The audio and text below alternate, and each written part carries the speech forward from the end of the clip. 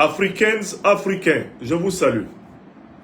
Vers la fin de cette émission, je donnerai une synthèse en anglais et en langue bassa bantou du Cameroun, afin que nul n'ignore les vérités que nous avons révélées ici. En cette matinée du 26 décembre 2025, tout en vous souhaitant mes vœux les meilleurs pour une heureuse fin d'année 2025 et un heureux début d'année prochaine 2026, je voudrais maintenant vous appeler à vous focaliser avec moi sur une situation gravissime, scandaleuse. Une menace énorme qui vient d'être ouvertement mise en œuvre par la puissance impérialiste américaine en Afrique. Cette émission fait suite à l'information qui est tombée hier des bombardements intensifs menés par l'armée américaine sous le commandement du président Donald Trump à partir des navires de guerre positionnés dans le golfe de Guinée. Bombardements intensifs sur la terre africaine du Nigeria au motif de combattre les groupes terroristes accusés par Donald Trump d'assassiner les chrétiens. Il faut que ce soit très clair. Je vais démontrer d'une manière scientifiquement irréprochable que la lutte antiterroriste de Donald Trump contre Daesh au Nigeria est une arnaque impérialiste de plus contre l'Afrique. Je vous invite à rédiger la thèse. Tilana Aya Sebe. Je vais démontrer que la lutte antiterroriste du président américain Donald Trump contre Daesh au Nigeria est une arnaque impérialiste de plus contre l'Afrique. Cette démonstration va se faire en 4 arguments fondamentaux. Je vous invite à noter que j'ai 4 arguments fondamentaux pour démontrer que la soi-disant lutte antiterroriste du président américain Donald Trump contre l'organisation terror-impérialiste Daesh est une arnaque de plus contre l'Afrique. Et à la fin de cette émission, je proposerai des recommandations fortes pour contrer le plan impérialiste du président américain Donald Trump contre l'Afrique. Car je ne me contente pas de dénoncer, mon rôle en tant qu'intellectuel politique panafricaniste est de proposer des pistes de solution. Quand un problème se pose, il ne suffit pas d'avoir bien compris le problème, encore faut-il entrevoir comment on peut en sortir. Car un problème qui n'a pas de solution n'est pas un problème. C'est une fatalité du destin. Voici donc le premier argument qui me permet d'établir d'une manière incontestable que Donald Trump et les États-Unis ne sont pas en train de combattre le terrorisme au Nigeria comme ils le prétendent. Le premier argument, je vous invite à le noter. Parce que par la suite, vous êtes aux États-Unis, au Canada, vous êtes en Europe, vous êtes en Asie, vous êtes partout en Afrique, vous êtes dans les îles des océans Atlantique et Indien. Vous aussi, vous devez monter au créneau pour contredire, pour démystifier ceux qui vont prétendre que l'Amérique est en train de combattre le terrorisme au Nigeria, en Afrique. Vous tous ici rassemblés, vous avez la même responsabilité que moi pour dénoncer l'arnaque impérialiste américaine. Et pour la dénoncer, il faut posséder des arguments. Il ne faut pas simplement posséder la colère, l'émotion. Il ne faut pas simplement être fâché. Il faut démontrer aux États-Unis, au Canada. Il faut démontrer partout en Europe, partout en Afrique, partout en Asie, partout dans les îles de l'océan Atlantique et dans les îles de l'océan Indien, que nous, Africains, savons que la lutte antiterroriste du président Donald Trump contre Daesh au Nigeria est une arnaque impérialiste de plus contre l'Afrique. Raison pour laquelle nous allons demander au président Donald Trump de retirer toutes les troupes américaines du sol africain. De retirer sans délai toutes les troupes américaines du sol africain. Et nous allons le lui demander tous ensemble, sur tous les réseaux sociaux du monde. Toutes les Africaines et tous les Africains éveillés ont la responsabilité d'exiger le retrait total des troupes impérialistes américaines du sol africain. Nous ne le demandons pas par haine contre le peuple américain. Nous le demandons par exigence de vérité, de justice et de solidarité pour l'Afrique agressée. Voilà pourquoi je tiens à ce que tout le monde note les arguments. Et que ceux qui suivent cette émission mettent au moins des numéros pour se souvenir des arguments imparables. Je dis bien imparables. Personne ne peut démontrer que ces arguments sont faux. Personne. Premier argument. L'ambivalence morale du président Donald Trump envers l'Afrique. Une ambivalence qui est à la fois morale et idéologique. Qu'est-ce que j'entends par ambivalence? C'est que Donald Trump a envers l'Afrique une position qui est contradictoire. Envers l'Afrique, il dit une chose et son contraire. Donald Trump est moralement, intellectuellement et idéologiquement flou face à l'Afrique. Démonstration. Lors de sa première mandature, lors de son premier mandat à la tête des États-Unis d'Amérique, le président Donald Trump s'est fait remarquer par le fait qu'il a considéré que la plupart des pays africains sont des shithole countries, des pays de merde. Vous vous en souvenez tous, oui ou non? Donald Trump considère la plupart des pays africains comme des shithole countries, des pays de merde. Donald Trump, comme président des États-Unis, au premier et au second mandat, mène une politique anti-immigrationniste, une politique protectionniste, une politique hostile à l'entrée des populations africaines aux États-Unis. Il ne veut pas que les Africains viennent aux États-Unis.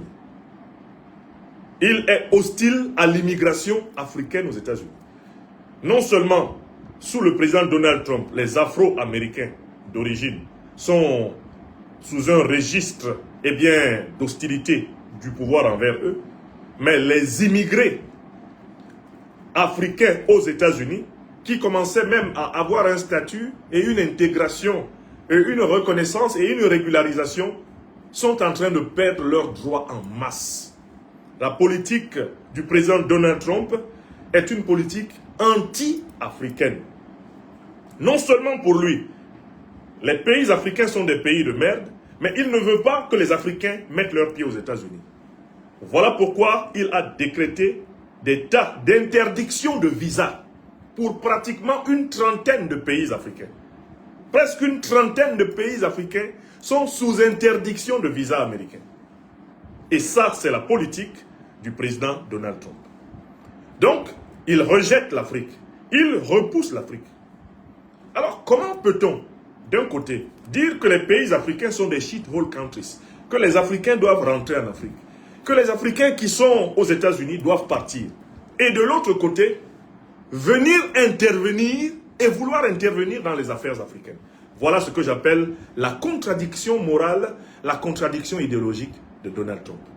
Il ne veut pas de l'Afrique et il veut de l'Afrique. Cela n'est pas possible. D'un point de vue logique, on ne peut pas à la fois dire que A est non A.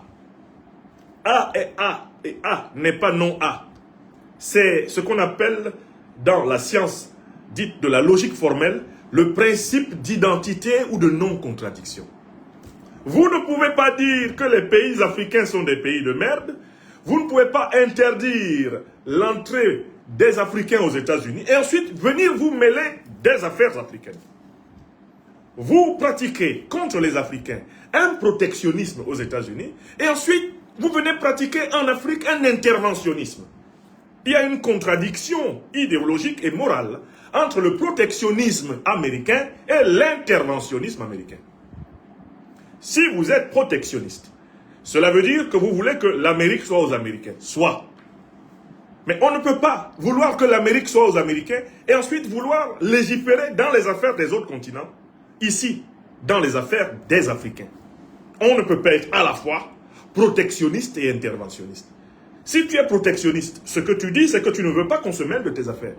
Mais si tu ne veux pas qu'on se mêle de tes affaires, tu ne dois pas non plus te mêler des affaires d'autrui. Ne faites point aux autres ce que vous ne voudriez point que les autres vous fassent. C'est la règle d'or. C'est la loi de la réciprocité que Donald Trump ne respecte pas. Il a un mépris total pour le principe d'identité, le principe de non-contradiction, et il a un mépris total pour le principe moral de réciprocité. Ne faites point aux autres ce que vous ne voudriez point que les autres vous fassent. Donald Trump, lui, il fait aux autres ce qu'il ne voudrait pas que les autres lui fassent. Il intervient dans les affaires africaines en interdisant aux Africains de se mêler de la vie américaine, en interdisant aux Africains de participer à la vie américaine. Lui, il veut que l'Amérique soit un sanctuaire dans lequel la plupart des Africains sont tout naturellement exclus, mais il veut que l'Afrique soit le marchepied de l'interventionnisme américain. Voilà l'argument numéro 1, à savoir l'ambivalence et la contradiction morale de Donald Trump. En fait, finalement, ce ne sont pas les Africains qui intéressent Donald Trump. Ce ne sont ni les chrétiens, ni les musulmans africains qui intéressent Donald Trump. Qu'est-ce qui intéresse Donald Trump? À la base, Donald Trump a une échelle de valeur, une morale, au sommet de laquelle se trouve le profit et l'argent. Que procure le profit? Dans la pyramide morale des valeurs de Donald Trump, la valeur suprême, c'est l'argent. Donc, qu'est-ce qui intéresse Donald Trump en Afrique? Pas les Africains, mais l'argent des Africains. Comme le dit l'homme de la rue en Afrique, les gens n'aiment pas les gens, mais ils aiment l'argent des gens. Donald Trump n'aime pas l'Afrique, mais il aime l'argent des Africains. Et par là, Donald Trump affirme en effet, au sommet de sa logique politique, de son idéologie politique, le mercantilisme le plus vulgaire, le mercantilisme le plus abject. Donald Trump considère que l'argent est plus important que les gens. Et par là, Donald Trump rejoint la tradition raciste occidentale anti-africaine. En effet, le terrible régime de l'apartheid, qui pendant plus de 100 ans pratiquement, a, commis des crimes de guerre, des crimes contre l'humanité, des crimes économiques contre le peuple africain en Afrique du Sud. Ce régime avait, entre autres, un premier ministre qui s'appelait Vorster. Et ce Vorster a dit un jour une chose, que Donald Trump, en fait, in fine, est en train de nous redire. Vorster a dit que l'Afrique sera un paradis pour l'homme blanc lorsqu'elle sera débarrassée de tous les Africains. Voilà les propos du grand raciste sud-africain Vorster, Premier ministre de l'Afrique du Sud sous l'apartheid. L'Afrique, disait-il, sera un paradis pour l'homme blanc lorsqu'elle sera débarrassée de tous les Africains. Ainsi, pour le racisme impérialiste occidental, l'objectif est très clair. Éradiquer la population africaine pour s'emparer des richesses et des terres de l'Afrique. Donald Trump s'inscrit dans cette tradition odieuse, criminelle. Il s'inscrit dans cette tradition immorale, abjecte, inhumaine. Il est intéressé par l'or, le pétrole, le manganèse, le gaz, le bauxite, le lithium, l'uranium. Il est intéressé par le bois, le café, le cacao, le coton. Il est intéressé par le bauxite, l'aluminium. Il est intéressé par les richesses africaines. Il en est avide. Il est habité par une cupidité sans borne. Son ambition est de mettre la main sur les richesses africaines. Mais pour cela, précisément, il ressent, Donald Trump, comme Vorster, le besoin de se débarrasser des Africains. C'est donc la continuité du projet d'une Afrique sans les Africains qui est le fondement de l'interventionnisme de Donald Trump en Afrique. Et ça, c'est le premier argument de notre démonstration. Est-ce que vous avez compris le premier argument? L'ambivalence morale de Trump. Le double langage. Je ne veux pas l'Afrique, mais je veux les richesses de l'Afrique. Je ne veux pas les Africains, mais je veux les richesses des Africains. L'Afrique est un continent de merde. L'Afrique est un réseau de pays de merde. Mais je viens dans ces pays de merde avec mon armée. Je viens dans ces pays de merde que je rejette avec mes navires de guerre. Et j'engage des bombardements sur le territoire africain. Alors que je n'accepterai pas qu'une seule armée africaine procède à des bombardements sur le territoire américain. Donc voilà le premier argument. Et j'espère que tout le monde l'a noté. L'ambivalence morale de Donald Trump envers l'Afrique révèle en réalité que sa pyramide des valeurs a à son sommet le mercantilisme le plus vulgaire et le plus abject. Donald Trump participe du projet impérialiste et raciste d'une Afrique sans les Africains. Il souhaite débarrasser le continent africain de la population africaine afin de s'emparer des richesses et des terres africaines. Et en cela, Donald Trump appartient à la longue lignée de la tradition négrière, colonialiste, néocolonialiste et impérialiste occidentale et moyen-orientale contre le peuple africain. Écrivez ça. Tilana Yom-I. Écrivez ça. Et n'oubliez pas de le répéter avec argumentation et démonstration partout en Amérique, partout en Europe, partout en Asie, partout en Afrique et dans les îles des océans Atlantiques et Indiens. Il faut que cette vérité éclate sur l'idéologie foncièrement raciste, criminelle, cupide, abjecte, matérialiste, mercantiliste du businessman qui dirige les États-Unis, Donald Trump. Maintenant, je passe au deuxième argument. Pourquoi la lutte antiterroriste de Donald Trump contre Daesh au Nigeria est une arnaque impérialiste de plus contre l'Afrique? Argument numéro 2. Est-ce que vous écrivez? Vous êtes ici dans la classe de l'Université libre de l'Afrique des libertés. Rien de ce que nous disons n'est dit sans preuve. Deuxième preuve. Le docteur des preuves est au travail. Le prétexte trumpien de la protection des chrétiens est un voile comparable à tous les autres prétextes des guerres américaines dans le monde. Trump dit qu'il bombarde Daesh parce que Daesh tue les chrétiens. Et on reconnaît dans ce prétexte affiché par Donald Trump la manière inimitable de s'asseoir de l'impérialisme américain dans toutes les guerres qu'il a proférées dans le monde depuis plusieurs décennies. Petit rappel qui sauve l'âme. On va prendre quelques guerres américaines pour que vous compreniez que l'Amérique ment toujours avant d'attaquer pour piller. Je recommence. Quelques exemples de guerres américaines avec les prétextes et les motifs réels. Exemples qui vont vous permettre de comprendre que l'Amérique commence toujours par mentir avant d'agresser pour piller. Mentir pour agresser, agresser pour piller. Ce sont les trois étapes de la ruse de l'impérialisme américain. 1. Le mensonge, l'empire du mensonge, comme l'a dit Noam Chomsky. 2. L'agression barbare, délibérée, en violation de tout droit national ou international. Et puis 3. Le pillage. Le pillage qui est le réflexe de l'Occident affamé, l'Occident qui s'estime maudit parce qu'il a une terre dépourvue de matières premières faramineuses comme notre mère, l'Afrique. Je prends la guerre menée par les États-Unis en Irak. Il vous souviendra que dans les années 90 et dans les années 2000, les États-Unis se sont adonnés à une guerre d'agression terrible, sauvage et barbare contre l'Irak. Le motif avancé pour mener cette guerre contre le régime de Saddam Hussein par les États-Unis d'Amérique était que Saddam Hussein posséderait des armes de destruction massive et qu'il se préparait à l'époque à utiliser ces armes de destruction massive contre les États-Unis d'Amérique. La puissance américaine envoya aux Nations Unies un noir, encore un autre nègre de maison, Colin Powell,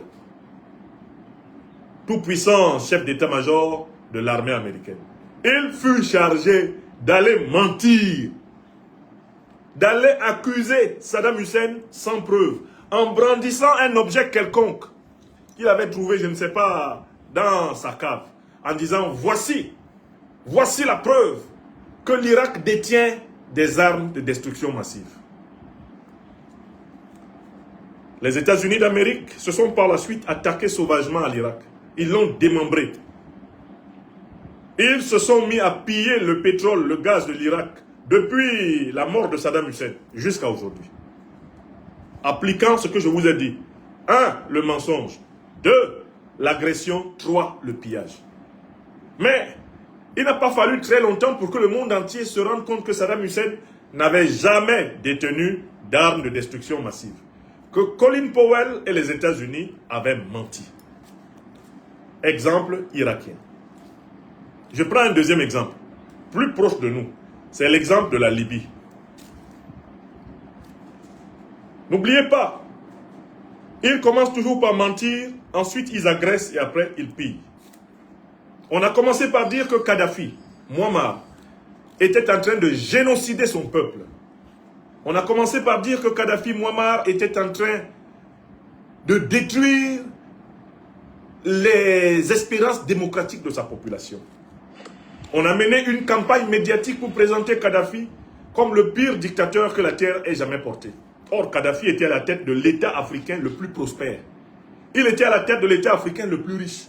Et il était à la tête de l'État africain qui assurait le meilleur niveau de vie à sa population. La population libyenne sous Kadhafi avait un niveau de vie supérieur au niveau de vie des populations européennes. Ils ont donc d'abord mené une campagne de mensonges sur Kadhafi. Et aujourd'hui, on sait très bien que Kadhafi n'était pas en train de génocider le peuple libyen. Contrairement aux mensonges de Bernard-Henri Lévy, de Nicolas Sarkozy, de Nagui Bokcha, le malfrat absolu. Contrairement aux mensonges de David Cameron, de Barack Hussein Obama, d'Hillary Clinton, on sait très bien que Kadhafi n'était pas en train de génocider son peuple et qu'il était le guide d'une révolution prospère, bienveillante, généreuse envers le peuple libyen et extrêmement généreuse envers l'Afrique subsaharienne. Même si cette révolution avait des failles, des erreurs, et qu'elle aussi brillait par un interventionnisme déplacé en Afrique noire. Oui, on peut faire une critique de Kadhafi, mais les raisons pour lesquelles le régime de Kadhafi a été détruit étaient fausses. C'était un grand mensonge occidental. C'était un grand mensonge américain. Aujourd'hui, avec le recul, on a pu lire les emails de Mme Hillary Rodham Clinton. Hillary Rodham Clinton, en effet, secrétaire d'État de Barack Hussein Obama, en 2011, lorsque la Libye est attaquée, saccagée, après 6 mois de bombardement, échangeait avec son conseiller spécial Sidney Blumenthal sur les véritables motivations pour lesquelles il fallait attaquer la Libye et tuer Kadhafi. Les emails révélés par Wikileaks de l'excellent Julian Assange ont permis de savoir que il fallait tuer Kadhafi parce qu'il s'apprêtait à mettre en place une monnaie continentale dinar-or qui aurait détrôné le dollar, l'euro et le franc CFA. Il fallait le tuer pour ça. C'est écrit dans les emails d'Hillary Clinton et de Sidney Blumenthal, son conseiller. Donc vous voyez encore la Libye. Voilà un exemple du modèle impérialiste américain. 1. On ment. 2. On agresse. Et 3. On pille. Actuellement, les États-Unis et leurs alliés de l'OTAN sont en train de piller allègrement le pétrole et le gaz de la Libye. La Libye est dépouillée. La Libye est tripatouillée. La Libye est essorée. Et les milliards de Kadhafi ont été volés par les truands impérialistes occidentaux. Voilà un deuxième exemple. Je vous ai donné l'Irak, je vous ai donné la Libye. Vous pouvez étudier des tas d'exemples dans l'histoire. Je vous donne comme référence le livre de Daniel Ganser. Daniel Ganser est un géopoliticien. Daniel Ganser est un géopoliticien suisse qui a écrit un livre intitulé « Les guerres illégales de l'OTAN ». Les guerres illégales de l'OTAN. Si vous en avez les moyens, commandez ce livre. Vous pouvez l'avoir en le commandant par Amazon.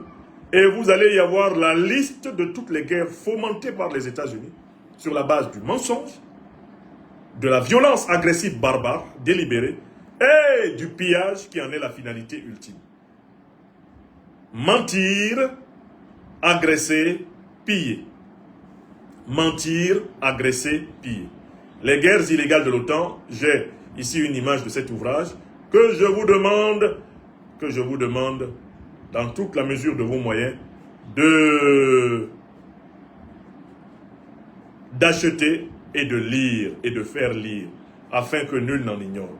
Daniel Ganser fait vraiment, dans cet ouvrage-là, une excellente compilation de ces guerres, et il documente en plus merveilleusement ces guerres. C'est ce livre-là, je vous le montre. Il est dans ma bibliothèque en Normandie. Je ne l'ai pas amené ici à l'Institut de l'Afrique des Libertés à Bamako, mais j'en commanderai un exemplaire qui sera dans la bibliothèque de l'Institut, ici au Mali, et qui pourra être exploité lors des séminaires de formation.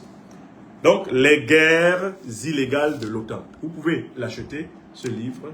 Vous pouvez facilement l'acheter via la plateforme Amazon. Je vous le montre. Les guerres illégales de l'OTAN. L'auteur s'appelle Daniel Ganser. Daniel Ganser. D'accord? Ganser, G-A-N-S-E-R. Vous pourrez toujours revenir sur l'émission à l'endroit où j'ai affiché le livre pour bien noter le nom de l'auteur et commander sur Amazon et être livré. C'est une chronique qui va de des guerres américaines à Cuba jusqu'aux guerres américaines en Syrie, en passant par la Libye. D'accord? Tout est documenté ici. Et l'avantage de Daniel Ganser, c'est qu'il utilise la documentation officielle américaine. C'est-à-dire tout ce qui a été déclassifié officiellement aux États-Unis, c'est cela qui est la base même des analyses de Daniel Ganser. De toute façon que personne ne peut dire qu'il ment. Car ce qu'il dit est documenté par les sources officielles américaines elles-mêmes. Selon la méthode que nous avons employée pour notre livre L'impérial terrorisme, l'art de manger notre piment dans la bouche de l'ennemi. Donc, quand Donald Trump bombarde le Nigeria au prétexte qu'il veut protéger les chrétiens, vous avez compris quoi? Il ment. D'abord, pourquoi est-ce qu'il ment? Il ment parce que, en fait, tous les prétextes que les Américains ont utilisés avant lui pour bombarder des tas de pays dans le monde étaient des mensonges. Donc, il appartient à la tradition mensongère qui dirige les États-Unis. Mais, il ment parce que Donald Trump lui-même n'est pas un chrétien. Il est connu comme un homme à frasques, dont la vie quotidienne, dont la vie personnelle est aux antipodes des valeurs du christianisme. C'est un individu qui est connu pour être un haineux de proximité. De nombreuses femmes américaines se sont plaintes de son comportement méprisant envers elles. Tout son itinéraire est marqué par des scandales de mœurs liés à son rapport instrumental et mercantiliste au monde féminin. Il traîne dessus ce terrain des casseroles terribles. Et actuellement même, lui-même est cité dans l'affaire Epstein. La fameuse île de la perversion dans laquelle plusieurs dirigeants, criminels occidentaux, sont allés se livrer au stupre et à la fornication dans des conditions absolument abominables, immondes. Donc, Donald Trump là, ne peut pas défendre les chrétiens car lui-même n'en est pas un. Si Donald Trump est chrétien, ça veut dire donc que le christianisme, c'est du crétinisme. Ça, c'est un. Il n'est pas chrétien. De deux, Donald Trump ne peut pas aimer les Noirs chrétiens du Nigeria, alors qu'il déteste déjà les Noirs chrétiens des États-Unis. Et qu'il est l'un des dirigeants les plus ouvertement racistes et méprisants envers les Noirs aux États-Unis. Il est l'un des dirigeants qui démantèle toutes les politiques de discrimination positive qui ont été mises en place pour compenser l'inégalité multiséculaire subie par les Noirs aux États-Unis. C'est un dirigeant anti-noir. Donc quelqu'un ne peut pas détester les Noirs américains et être amoureux des Noirs nigériens. Il y a un problème là, les gars. Mes chers frères et sœurs, il y a un problème. Comment un président qui est un anti-africain notoire aux États-Unis va prétendre venir défendre des Africains en Afrique? Celui qui ne peut pas le moins défendre les Africains aux États-Unis ne peut pas le plus traverser l'océan Atlantique pour venir défendre les Africains en Afrique. Donc, un, il n'est pas chrétien. Deux, il n'aime pas les Noirs, il est raciste. Il est raciste. Donc on ne peut pas croire que Donald Trump soit en train de bombarder le Nigeria par amour pour les Africains. Parce qu'il n'aime pas déjà les Africains américains. Il n'aime pas les Africains qui sont ses propres concitoyens. Il est en train de démanteler tous leurs droits. Il est en train de les jeter partout à la rue. Il est en train de leur retirer les aides sociales. Il est en train de briser toutes les dispositions de discrimination positive. Il est en train de détruire l'Obamacare pour livrer les plus pauvres et les plus vulnérables à la disparition certaine dans la misère des villes américaines et des campagnes. Voilà l'homme qui prétend prendre des avions de guerre, des navires de guerre pour venir soi-disant sauver des chrétiens. Par ailleurs, je suis toujours sur l'argument 2. La protection des chrétiens n'est pas l'objectif de Donald Trump. Parce qu'il n'y a pas que les chrétiens qui soient attaqués par les terroristes au Nigeria. Les terroristes attaquent massivement toutes les populations nigérianes. Et d'ailleurs, ils agissent surtout dans la partie la plus musulmane du Nigeria, le nord du Nigeria. Donc paradoxalement, en fait, c'est parce que Donald Trump a honte qu'il ne peut pas dire qu'il vient faire la guerre pour protéger les musulmans parce que ce serait trop gros, puisque lui, il n'est pas issu de la tradition religieuse musulmane. C'est parce qu'il a trop honte, parce que son mensonge serait trop gros. En réalité, Boko Haram tue davantage de musulmans partout dans le nord du Nigeria que de chrétiens. Le nord du Nigeria est majoritairement musulman. Et la plupart des victimes des groupes terroristes sont musulmanes. Pas plus tard qu'hier, une bombe a été déposée dans une mosquée. Et des musulmans en pleine prière, en pleine adoration du Tout-Puissant ont été tués par les terroristes. Donc, Donald Trump veut jouer et semer la zizanie à l'intérieur de la population africaine du Nigeria en donnant l'impression qu'il privilégie les chrétiens par rapport aux musulmans. Il ne veut en fait qu'appliquer le principe du diviser pour mieux régner. En donnant l'impression d'être le protecteur des chrétiens, il utilise la psychologie de la croisade, donnant l'impression ainsi d'être le gardien protecteur de la chrétienté contre le monde d'islam. Il s'agit en réalité de fragiliser le tissu social nigérian afin de légitimer l'intrusion, l'ingérence, l'interventionnisme américain. C'est la méthode du diviser pour mieux régner. Je suis toujours dans le deuxième argument. Trump n'aime ni les chrétiens, ni les musulmans, ni les traditionalistes africains. Trump est un raciste anti-africain notoire. Il ne peut pas nous dire qu'il est venu sauver les chrétiens. D'abord parce qu'il n'est pas chrétien. Ensuite parce qu'il n'a pas fini de sauver les chrétiens chez lui aux États-Unis. Ensuite il est raciste. Et il n'a pas fini de protéger les noirs aux États-Unis. Il est en train de détruire leurs droits. Et il ne peut pas prétendre, lui qui est raciste anti-noir aux États-Unis, lui qui n'est pas chrétien du tout aux États-Unis, il ne peut pas prétendre venir protéger les noirs et les chrétiens au Nigeria. C'est faux.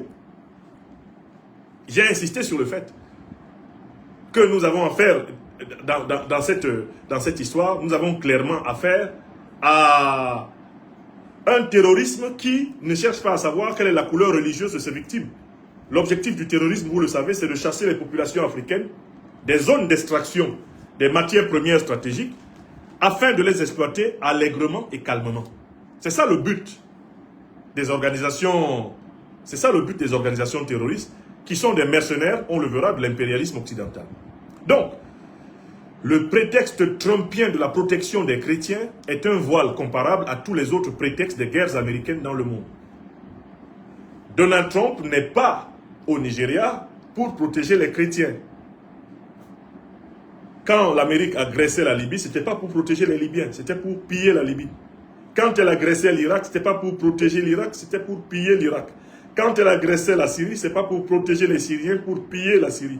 L'Amérique qui est en train de tout faire pour agresser, maintenant, le Venezuela, ne le fait pas pour protéger les Vénézuéliens, par amour pour les Vénézuéliens, mais c'est pour piller les ressources pétrolières du Venezuela. Tout le monde le sait maintenant. Donc le second argument, pour démontrer que la lutte antiterroriste de Donald Trump contre Daesh au Nigeria est une arnaque impérialiste, c'est un argument indiscutable. Les prétextes avancés sont faux, ils ne sont pas factuels. Bon. Maintenant, je passe au troisième argument.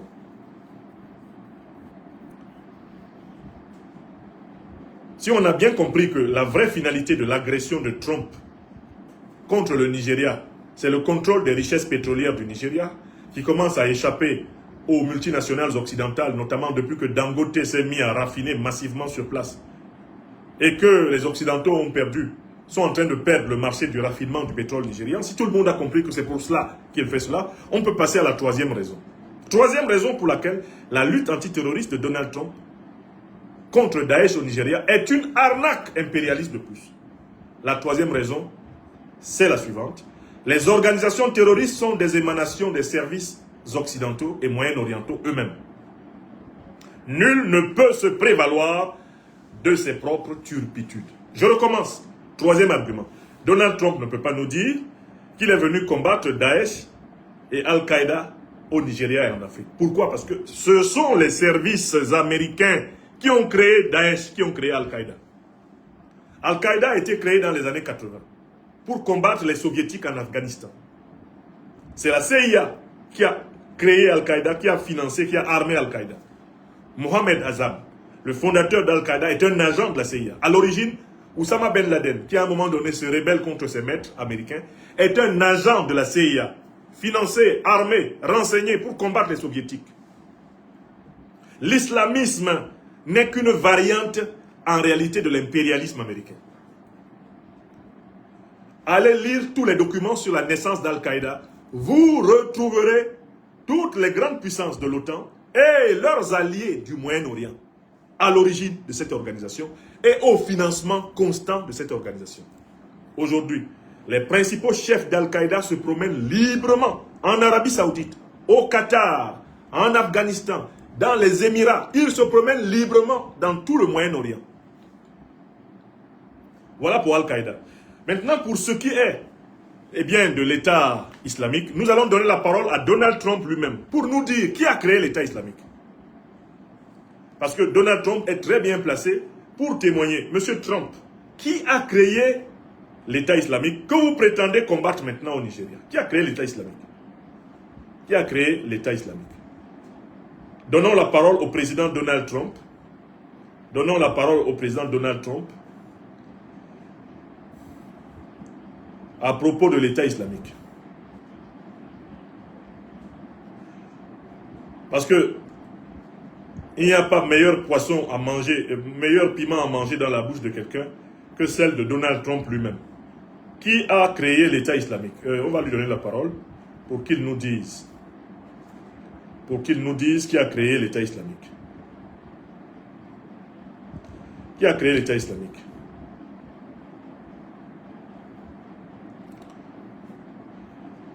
Trump.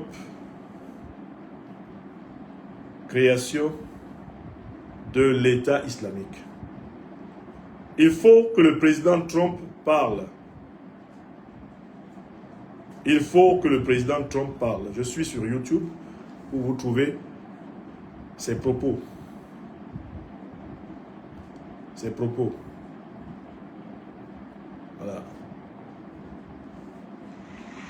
Aux États-Unis, Donald Trump ne recule devant rien pour tenter de discréditer son adversaire dans la course à la Maison-Blanche. Distancé dans les sondages, le candidat républicain a affirmé qu'Hillary Clinton, ex-secrétaire d'État entre 2009 et 2013, avait contribué à faire naître l'organisation terroriste État islamique. Il l'a dit lors d'un meeting en Floride. Notre gouvernement est à l'origine du groupe État islamique. Pour moi, le président Obama et Hillary Clinton sont les fondateurs de l'État islamique. En fait, Hillary Clinton pourrait se voir remettre une distinction. Vous savez, comme on dit chez les sportifs, le trophée du meilleur joueur. Eh bien, le groupe État islamique pourrait lui décerner une telle récompense. ISIS will hand her the most valuable player award. L'équipe d'Hillary Clinton a dénoncé les propos de Trump tout en point. Donald Trump a reconnu que c'est l'administration américaine d'Obama qui a contribué à la création de l'État islamique avec ses alliés du Moyen-Orient. Mais comment ça se fait qu'ils viennent combattre l'État islamique alors qu'ils ne combattent pas ceux qui ont créé l'État islamique? Obama se promène librement aux États-Unis. C'est lui qui a créé l'État islamique. Hillary Rodham Clinton se promène librement aux États-Unis. C'est elle qui a créé l'État islamique, selon Trump.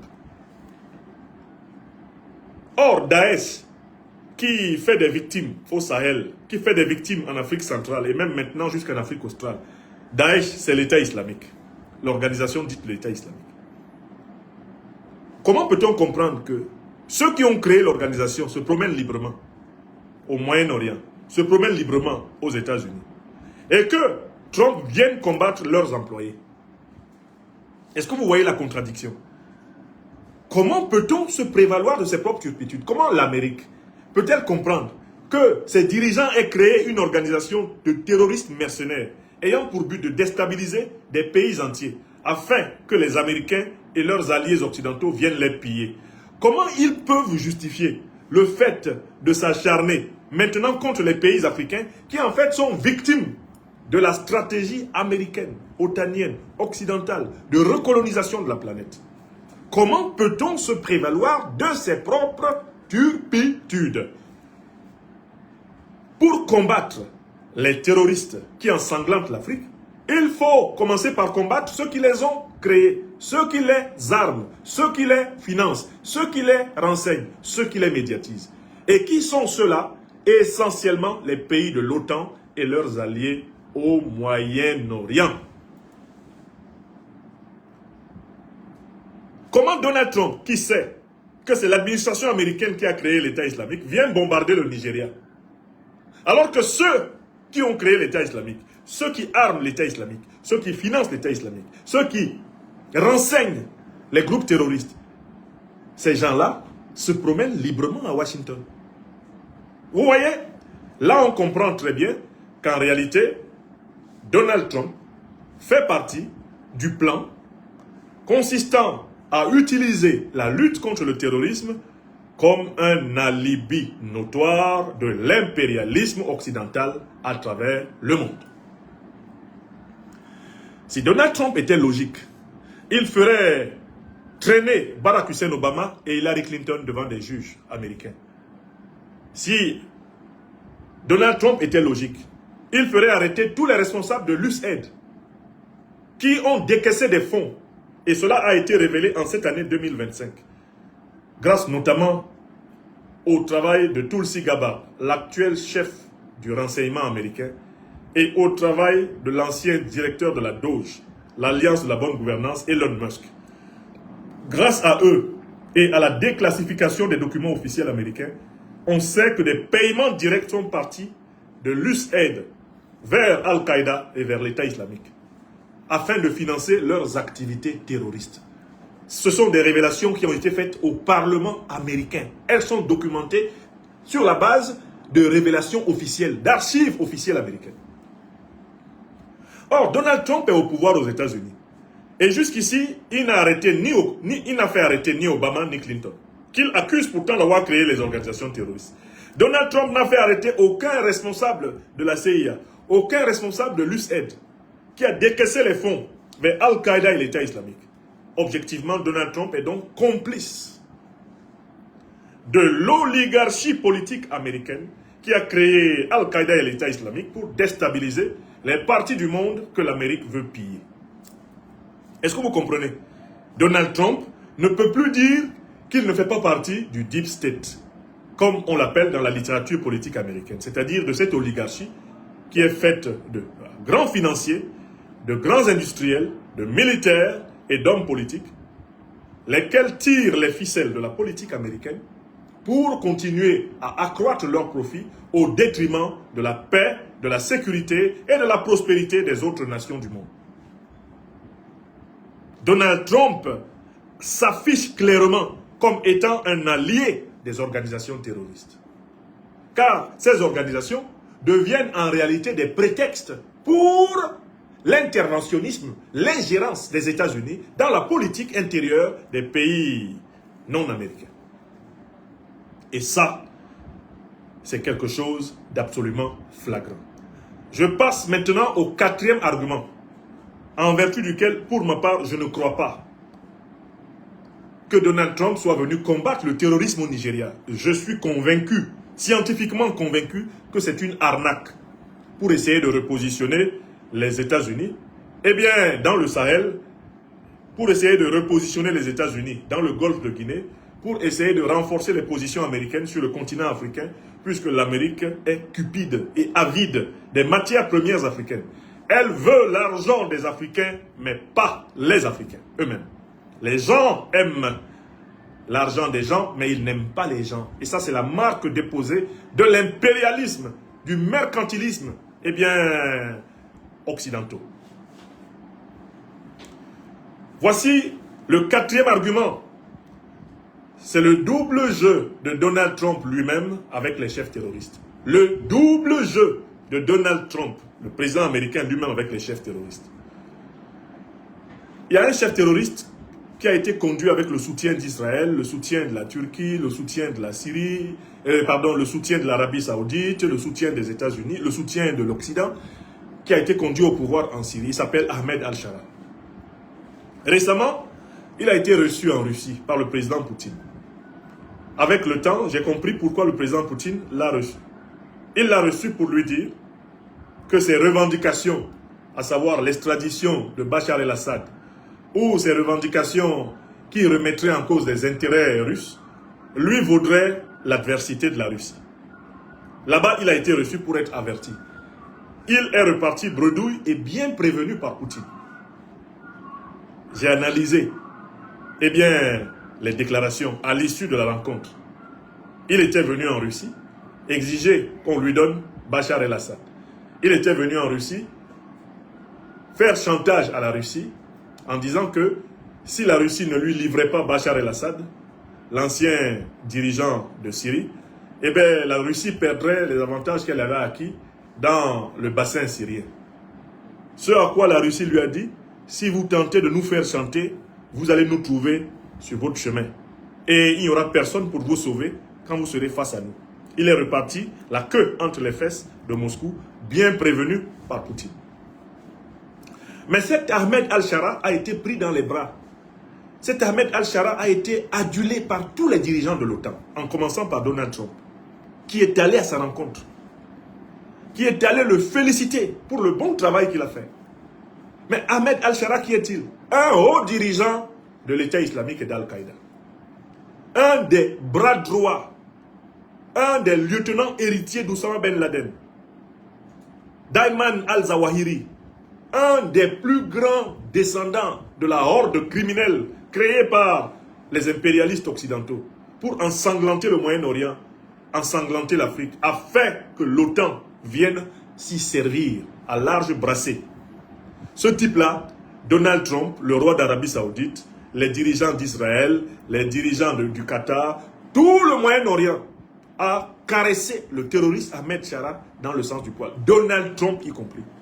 Comment Donald Trump peut-il prétendre combattre les camarades d'Ahmed al-Shara au Nigeria, alors qu'il caresse le patron des terroristes, eh bien, de Daesh au Nigeria, il caresse les patrons au Moyen-Orient. Est-ce que vous vous rendez compte du degré de diabolicité des dirigeants occidentaux? Ils font ami-ami avec les principaux chefs des organisations terroristes. Et ils prétendent combattre les terroristes qui obéissent à ces chefs en Afrique. Comment peut-on combattre Daesh au Nigeria, Daesh au Mali, au Burkina Faso, au Niger, au Cameroun, combattre Daesh au Bénin, combattre Daesh au Togo? Comment on peut prétendre combattre les organisations terroristes alors même qu'on adule, on flatte, on caresse? On est ami-ami avec les chefs, les donneurs d'ordre qui sont au Moyen-Orient. Là, c'est l'une des objections que l'on fait aujourd'hui à la diplomatie algérienne. On voit comment l'Algérie se plaint de la France. L'Algérie est en train de juridiciser les crimes colonialistes. Ça, c'est très bien. Mais la même Algérie n'est-elle pas aujourd'hui le lieu où sont hébergés les principaux chefs terroristes qui ensanglantent le Sahel? Ce que l'Algérie reproche à la France, n'est-ce pas ce qu'elle est en train de faire contre le Mali, le Burkina Faso, le Niger, l'Afrique subsaharienne? Cette duplicité trumpienne, cette duplicité de l'OTAN, n'est-ce pas celle que reproduit l'Algérie aujourd'hui? Est-ce que c'est tolérable que des gens se tiennent devant vous? Ils hébergent les chefs des organisations terroristes qui tuent des milliers de personnes, des dizaines de milliers de personnes, des millions de personnes en Afrique noire. Ils les hébergent, ils les protègent, ils les médiatisent, ils les financent, ils les arment, ils les soignent. Et ils viennent vous dire qu'ils vont vous aider à combattre les exécutants de ces chefs terroristes dont ils sont les amis. Donc, le double jeu de Trump lui-même, avec les chefs terroristes du Moyen-Orient, disqualifie Donald Trump dans la lutte antiterroriste. Il est disqualifié. Moralement, il ne peut pas se tenir devant un Africain et dire « je combats le terrorisme ». Logiquement et intellectuellement, Donald Trump ne peut pas tenir une discussion argumentée face à moi à propos de son positionnement devant le terrorisme. Il me sera aisé, avec des documents américains, de prouver à Trump qu'en réalité, il est un allié des organisations terroristes. Vous savez, ces dirigeants occidentaux, parce qu'ils détiennent encore de la puissance financière, parce qu'ils détiennent de la puissance militaire, parce qu'ils ont des organisations, des services de renseignement hyper puissants, il leur est monté à la tête qu'ils ont le pouvoir de modifier la vérité. Or, ce pouvoir, aucun être humain ne le possède. Ce qui est vrai est vrai. Comme le disait Spinoza. Veritas verum index sui. La vérité a elle-même son propre signe. On ne peut pas modifier la vérité. Parce que le Tout-Puissant ne nous en a même pas donné le pouvoir. Il nous a accordé le pouvoir de mentir. Or, mentir, c'est reconnaître la vérité en la cachant. Mais personne d'entre nous ne peut modifier la vérité. Ce qui est, est. Que cela nous plaise ou pas. Ce qui a été. Que cela nous plaise ou pas. Ce qui sera, sera. Que cela nous plaise ou pas. Ce qui est vrai, est vrai. Et cela ne dépend pas de nous. La vérité ne dépend pas de nous. C'est nous qui dépendons d'elle. Soit pour la chercher et la révéler, soit pour la cacher. Parce que nous voulons l'exploiter pour nos intérêts. D'accord? Mais la vérité ne dépend pas de nous. Parce que nous n'avons pas créé l'univers. Nous ne nous sommes pas créés nous-mêmes. Nous avons été créés dans la vérité. Donc nous pouvons nous en éloigner, consciemment ou inconsciemment. Cela ne fait pas que la vérité disparaisse. Elle est et elle demeure. Donc les dirigeants occidentaux en sont venus à l'illusion de pouvoir surpasser la vérité, doubler la vérité, dribbler la vérité, tripatouiller la vérité. Ils se tiennent habillés dans les plus belles vestes possibles, avec des cravates dorées, des attitudes affectées, une allure extrêmement polie et civilisée. Ils se tiennent devant le monde et affirment des mensonges, avec une sérénité diabolique. Et leur problème, c'est qu'ils sont les seuls désormais à y croire. Les dirigeants occidentaux sont désormais les seuls à croire à leurs mensonges. Les peuples occidentaux n'y croient plus. Les peuples d'Afrique, d'Asie, les peuples américains ne croient plus aux dirigeants occidentaux. Leur parole est démonétisée, leur parole est discréditée, leur parole est jetée à la poubelle, partout sur la terre. On ne les écoute plus. On les entend, mais on ne les écoute plus.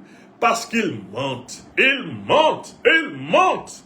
Et ils finissent par croire que parce qu'ils mentent systématiquement, ils ont acquis le pouvoir de modifier la vérité, dont le seul véritable gardien est l'être absolu. Notre Créateur, tout-puissant, omniscient, omnipotent. Celui dont tout vient et vers qui tout va. Donc, voici Donald Trump. Et je viens de vous donner le 4e argument pour lequel ce monsieur ne peut pas me dire « Je viens défendre les chrétiens nigérians ». Il ne peut pas dire ça devant moi.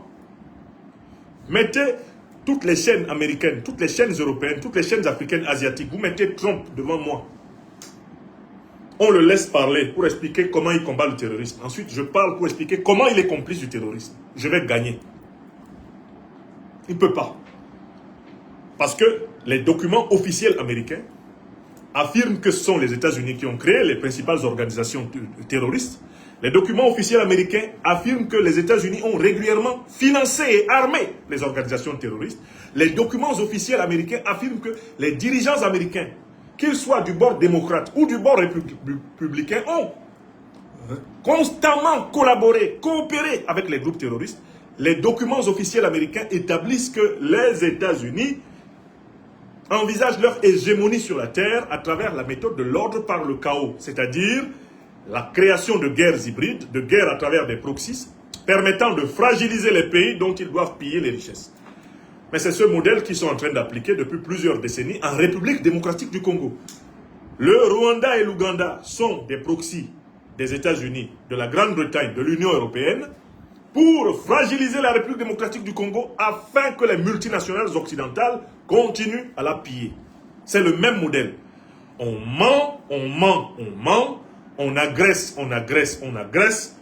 Une fois qu'on a semé le chaos, on pille et on pille.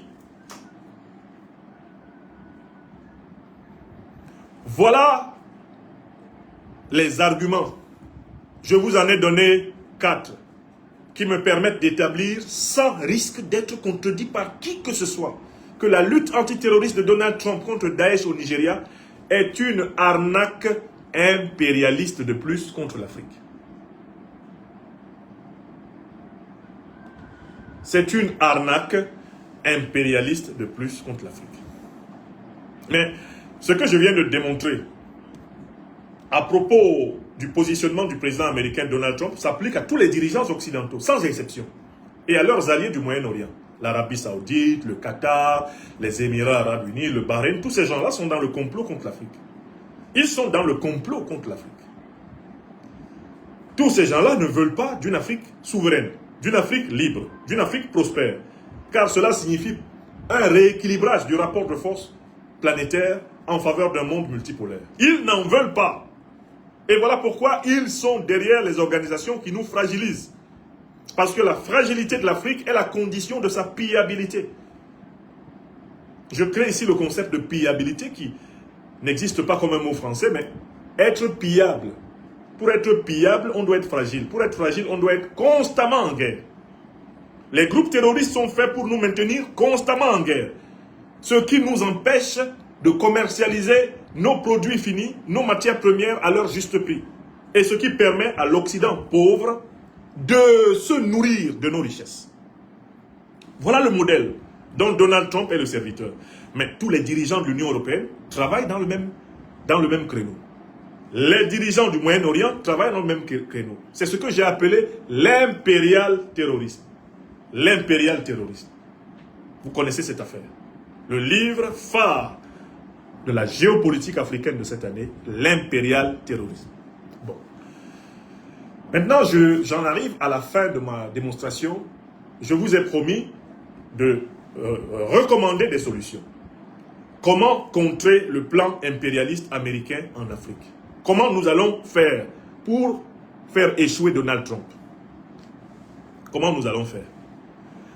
D'abord, j'ai identifié 4 types d'actions que nous, Africains, devons mener pour que Donald Trump et ses alliés de l'OTAN échouent contre nous en Afrique. Premièrement, nous devons poursuivre les mobilisations populaires et la conscientisation des masses africaines pour qu'elles prennent conscience que nous sommes bel et bien dans un vaste plan de recolonisation organisé par les puissances de l'OTAN et leurs alliés du Moyen-Orient. Il faut que les classes populaires africaines s'approprient le savoir parfait du plan qui est mené contre nous. Pas seulement la classe moyenne, pas seulement la bourgeoisie, la haute bourgeoisie africaine. Il faut que cette évidence, que nous sommes confrontés à une guerre de recolonisation, il faut qu'elle descende dans les masses. Donc, vous qui êtes avec moi ici sur les réseaux sociaux, nous sommes pratiquement 30 000 personnes en direct de cette émission. Vous devez participer. Nous devons tous participer à l'éducation de notre peuple.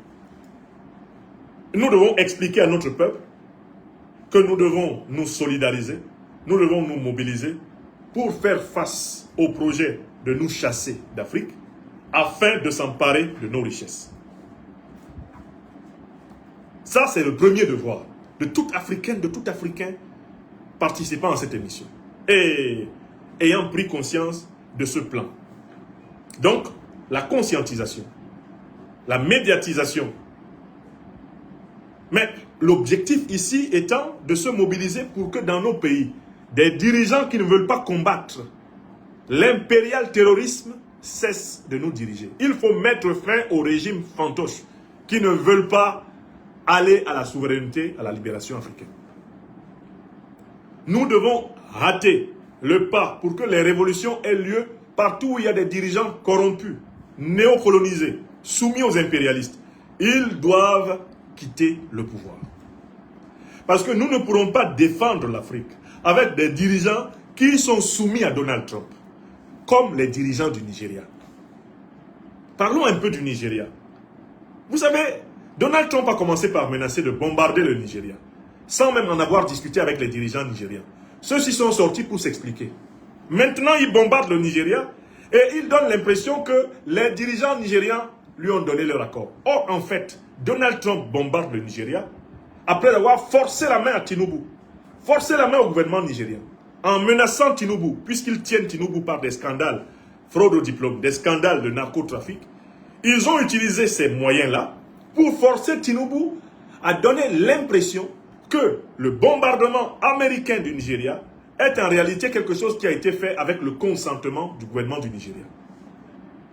La constitution de la République du Nigeria n'autorise pas le président Tinubu à demander à une armée étrangère de venir mener la guerre sur le sol nigérien sans que les parlementaires aient été rassemblés et qu'il lui en ait donné le pouvoir.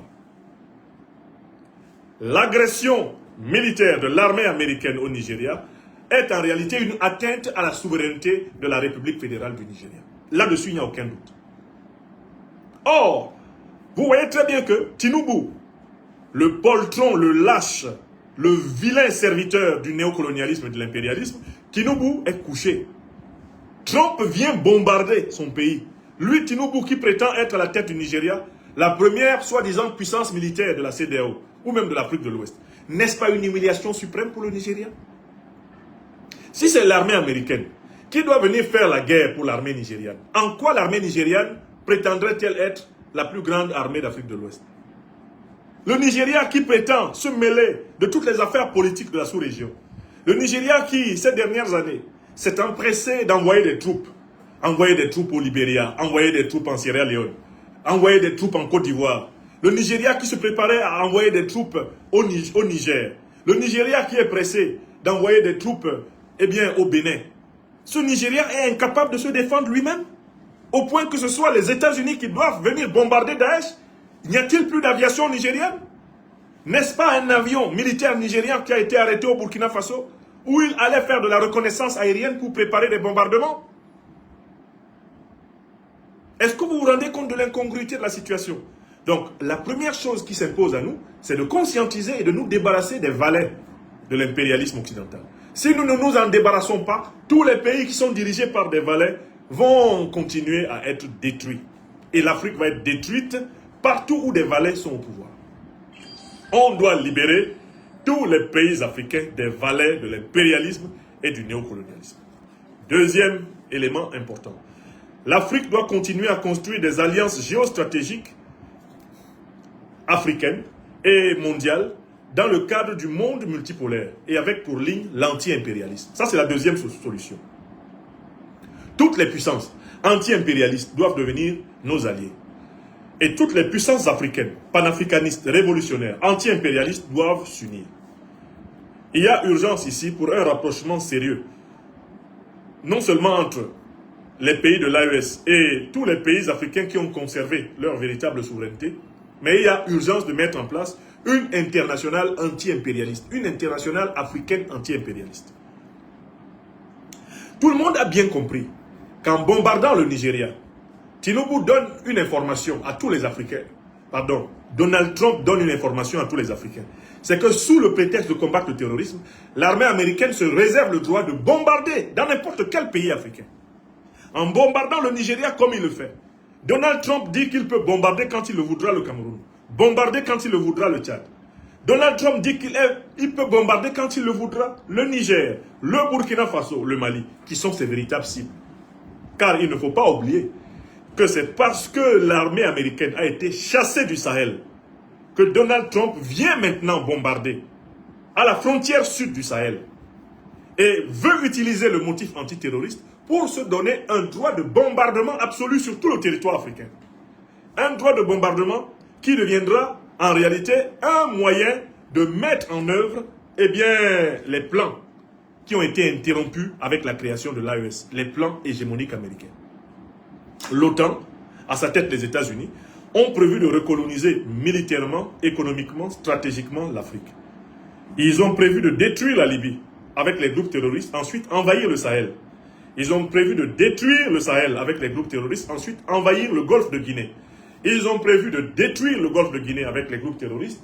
Et ensuite, je vous le montre sur une carte. Vous le comprendrez mieux. Vous le comprendrez mieux. Vous voyez voilà, là c'est la carte de l'Afrique. Voilà, l'Afrique est là. Donc, ils ont commencé par détruire, eh bien, l'Afrique du Nord à travers le saccage de la Libye. Ensuite, ils sont descendus sur la bande sahélienne, qu'ils détruisent avec donc le saccage du Sahel par les groupes terroristes. Ils ont prévu de descendre au niveau du golfe de Guinée, dans la zone là, maritime la plus riche du monde, pour détruire, afin, en effet, de s'approprier les richesses de cette zone. Et ils ont prévu de détruire l'Afrique centrale. Et c'est pour cela qu'ils arment le Rwanda et l'Ouganda contre la République démocratique du Congo. Ils ont prévu de détruire l'Afrique australe. Voilà pourquoi ils sont déjà ici, au Mozambique, avec les groupes mercenaires terroristes de Daesh et d'Al-Qaïda. Tout ça ayant pour but de fragiliser la totalité du continent africain pour imposer aux pays africains non seulement la présence militaire américaine, mais la présence des multinationales américaines, des multinationales européennes, qui vont alors continuer à pomper le pétrole, à pomper le gaz, à pomper l'or, le bauxite, l'uranium, le manganèse, le coltan, le lithium, à pomper l'aluminium, à pomper les richesses africaines pour assurer l'hégémonie de l'Europe sur le grand bloc eurasiatique. D'accord? C'est ce qu'ils font. C'est exactement ce qu'ils font. Donc, il faut que vous compreniez par conséquent que il faut renforcer des alliances géostratégiques africaines et multipolaires de lutte anti-impérialiste. L'anti-impérialisme doit être le fondement de la résistance contre les États-Unis. Le bombardement du Nigeria est un alibi pour se donner le droit de bombarder le Niger, de bombarder le Burkina, de bombarder le Mali. Le bombardement du Nigeria est un alibi pour se donner le droit de bombarder le Cameroun, de bombarder le Tchad, de bombarder le Togo, de bombarder le Bénin, de bombarder partout où Donald Trump et les impérialistes occidentaux voudront faire régner la terreur afin d'imposer leurs conditions de coopération économique, de soumission économique. Ils veulent se donner le droit de bombarder. Voilà pourquoi il faut se donner les moyens militaires de les empêcher de bombarder sans conséquence. Il faut que l'impérialisme occidental perde la guerre en Afrique. La défaite américaine en Somalie n'a pas suffi. Il faut pour l'impérialisme occidental une défaite comparable à la défaite de l'armée coloniale française à Bien Phu. L'Afrique doit s'organiser pour se défendre avec ses alliés du monde multipolaire. La Fédération de Russie, la République populaire de Chine, la République islamique d'Iran, la République bolivarienne du Venezuela, Cuba, la Bolivie, la Colombie. Le monde multipolaire doit s'unir pour faire reculer Trump. Et Trump ne recule que face au rapport de force. Trump et tous ses alliés occidentaux ne reculent que face au rapport de force. Ils ne reculent pas face aux imprécations morales. Les arguments théoriques et les arguments moraux les laissent à 37 degrés. Ce sont des bêtes cupides, avides, assoiffés de richesses d'autrui. Ce sont des pilleurs ontologiques. Or, une oligarchie occidentale, foncièrement, ontologiquement et notoirement impérialiste, ne peut s'arrêter que face à une résistance mondiale, une résistance du monde multipolaire. Le monde multipolaire doit se lever comme un seul homme pour stopper l'OTAN. Il est temps. Si nous ne le faisons pas, nous allons regretter les uns après les autres. Si certains pensent que ce n'est pas encore leur tour et qu'on peut laisser tel ou tel pays être délibérément agressé par les États-Unis d'Amérique, agressé par l'OTAN, agressé par les pays de l'Union européenne, eh bien, l'OTAN, les États-Unis d'Amérique, l'Union européenne vont procéder au démembrement progressif de tout ce qui leur résiste sur la Terre. Il faut donc que tout ce qui résiste au monde unipolaire, à l'hégémonie occidentale, il faut qu'ils s'unissent pour faire bloc et stopper l'Occident maintenant. Il faut stopper l'Occident au Venezuela. Il faut empêcher les États-Unis de casser le Venezuela. Contrairement aux apparences, c'est important de stopper les États-Unis au Venezuela si on veut les stopper en Afrique. Il faut les stopper en Ukraine, comme le fait la Fédération de Russie. Il faut les stopper en Corée. Il faut les stopper à Taïwan, comme le fait la République populaire de Chine. Il faut les stopper au Sahel. Il faut les stopper en République démocratique du Congo. Ils doivent être stoppés partout et contraints à plier bagage et à accepter de participer à la naissance du monde multipolaire. Ça, c'est la seconde solution. Une union internationale de lutte anti-impérialiste en vue de sauvegarder les conditions de la naissance du monde multipolaire. Nous entrons en réalité dans une nouvelle guerre hybride froide. On peut même l'appeler cette fois-ci une guerre chaude. Et c'est de cela que parlait, par métaphore, le président Ibrahim Traoré quand il a parlé de l'hiver noir. On voit très bien que derrière le bombardement américain du Nigeria, c'est un droit usurpé de bombarder partout en Afrique que les États-Unis veulent s'accorder. Il faut le leur refuser. Et la seule façon de le leur refuser, c'est de construire des alliances fortes. C'est que l'armée américaine ait peur que ses avions soient détruits. C'est que l'armée américaine ait peur que ses soldats qui viennent tuer des Africains soient tués. Les Occidentaux ne s'y entendent qu'au rapport de force. Ils ne s'y entendent que quand ils rencontrent une résistance suffisante, voire supérieure. C'est à ce moment qu'ils rejoignent le territoire de la raison. Car avant cela, ce sont simplement des bêtes assoiffées, eh bien, d'or, de pétrole, de gaz, de manganèse, d'uranium, de coltan, de lithium, assoiffées des richesses que Dieu ne leur a pas données. Et qu'ils ne veulent pas obtenir par le négoce, par le commerce, qu'ils ne veulent pas obtenir par le consensus, par la coopération saine des peuples. Ils veulent systématiquement les obtenir par le pillage, la guerre et le pseudo-droit international. Troisième élément, vous avez compris l'urgence de renforcer l'unité africaine. Si nous, Africains, continuons à être désunis, nous serons vaincus. Cette quatrième tentative de recolonisation réussira si nous ne renforçons pas l'unité africaine. Or, nous ne pouvons pas renforcer l'unité africaine en mélangeant les torchons avec les serviettes. Il faut donc absolument comprendre l'urgence que la révolution progressiste populaire s'étende à tous les pays qui sont dirigés par les valets de la France-Afrique, les valets de l'impérialisme occidental. La révolution progressiste populaire doit être accélérée parce que c'est l'accélération de la révolution progressiste populaire qui va faciliter l'unité africaine. Une unité africaine entre des États néocolonisés, des valets de la France-Afrique et de l'impérialisme occidental, et des États panafricanistes révolutionnaires, souverainistes, patriotes africains, une telle unité n'est pas possible. Il faut d'abord vaincre, en effet. Il faut vaincre, absolument. Eh bien, les dirigeants valets, les vassaux, il faut vaincre les suppôts, les traîtres à l'Afrique, qui continuent à emplantir les palais africains, si on veut rater l'unité africaine. L'unité africaine doit se faire sous l'idéologie panafricaniste qui suppose les principes de souveraineté, de liberté, de partenariat stratégique et de défense des intérêts vitaux de nos peuples. L'unité africaine ne peut pas se faire sans unité idéologique.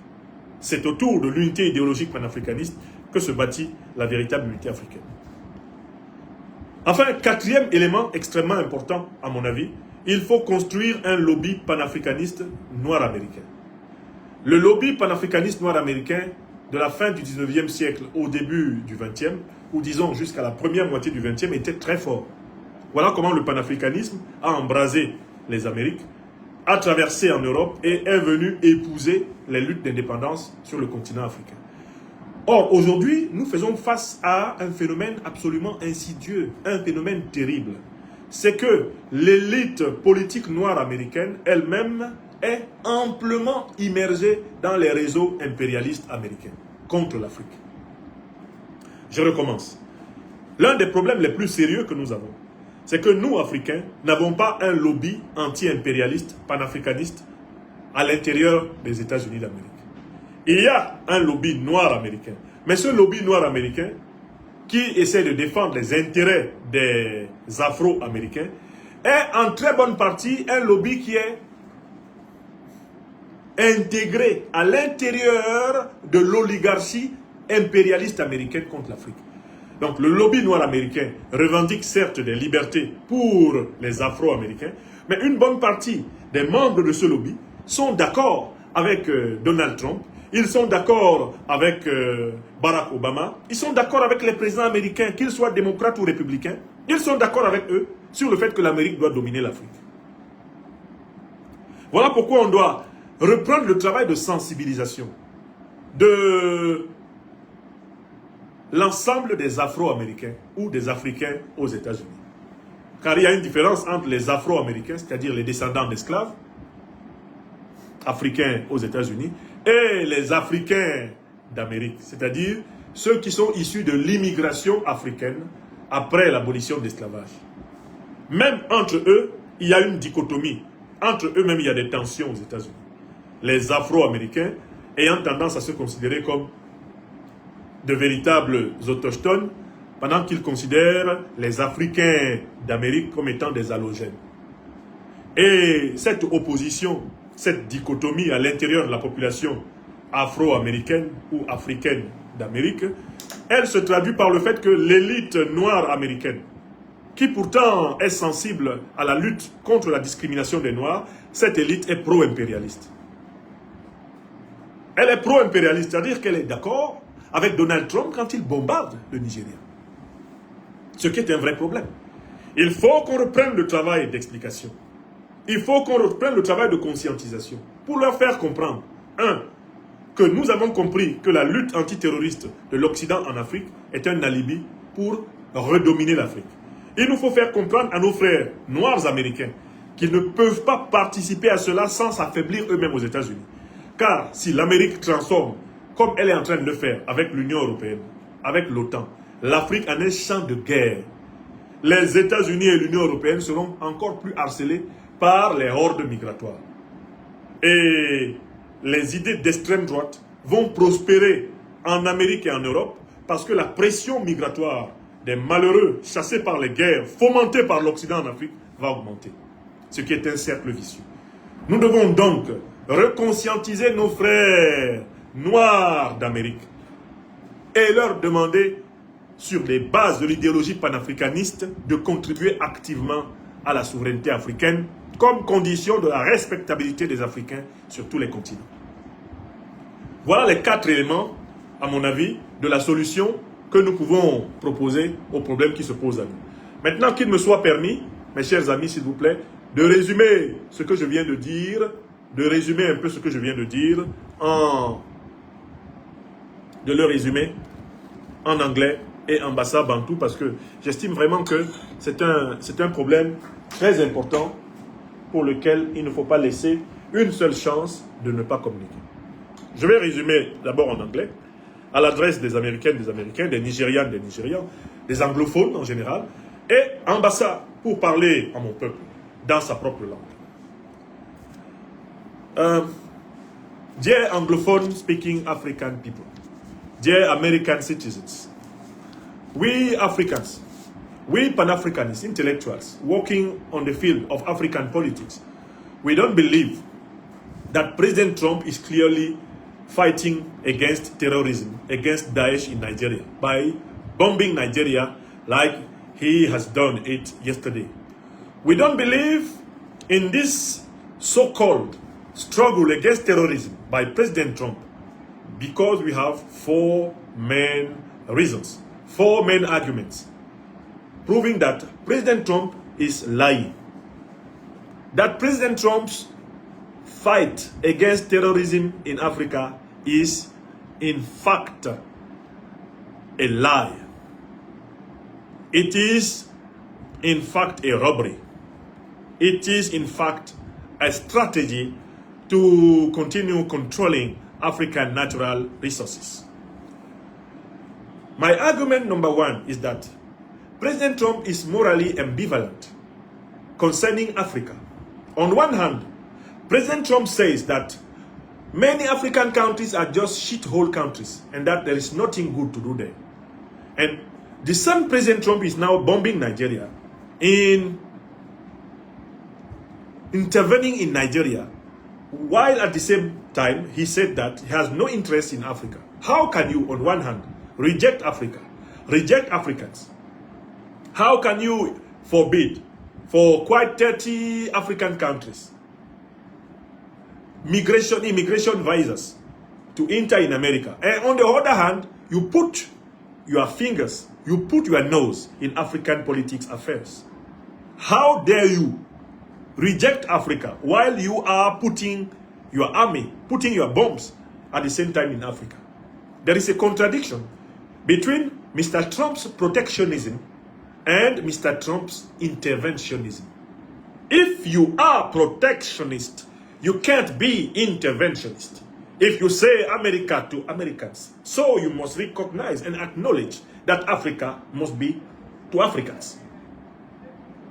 You say America to Americans, and you come inside African political affairs, and you pretend that you have something to do in our business, our political business. If Africans have no right to put their fingers inside American politics, why you, Trump, do you dare put your fingers in African politics? This is a moral and ideological contradiction. In fact, President Trump is one of those American and Western leaders who believe that Africa is very interesting without Africans. Exactly like Mr. Foster, a former Prime Minister of South Africa, racist government, said it, quotation, Africa will be a paradise for the white man, but without Africans. Trump is also working for the same plot, racist plot against Africa. He is interested in African uranium, gold, bauxite, aluminium, manganese, gas. He is interested in all African wonderful natural resources, but he is not interested with the African people. Trump dislikes Africans, but he wants Africa. Trump dislikes African people, but needs African wealth. And this is the contradiction. If you are an American protectionist, remove your hands from our affairs, like we remove our hands from your own. Don't do to the others what you will never accept the others to do to you. Number 2 argument. I don't believe in President Trump's fight against terrorism in Nigeria because President Trump pretends that he is fighting against terrorists because they are killing Christians. This argument is completely false and wrong because Trump himself is not a Christian.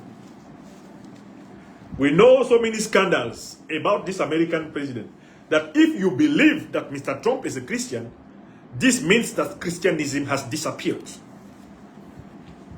Because, in fact, if Trump is a Christian, then Christianism is cretinism.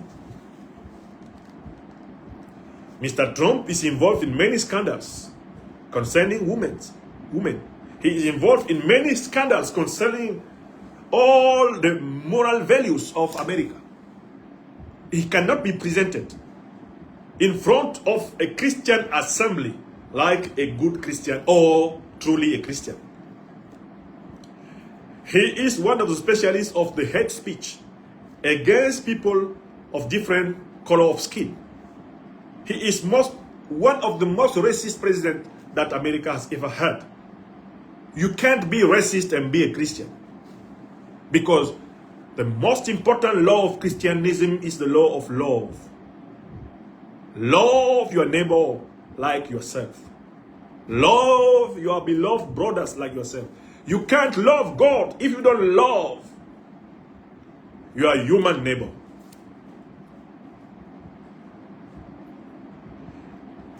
And let me go ahead. If Trump pretends that he is fighting against terrorism to protect African or Nigerian Christians, why is Trump unable to protect American Christians, American black Christians who are under discrimination, who are losing their Obamacare, who are now the poorest population of the United States?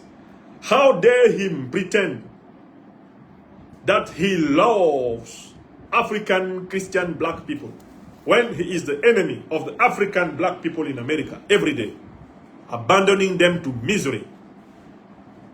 excluding them from all social programs, reducing all the American health care, the American social service, destroying all the rights that have been acquired through struggles of preceding generations of Americans involved in the anti-racism movement, anti-discrimination movement.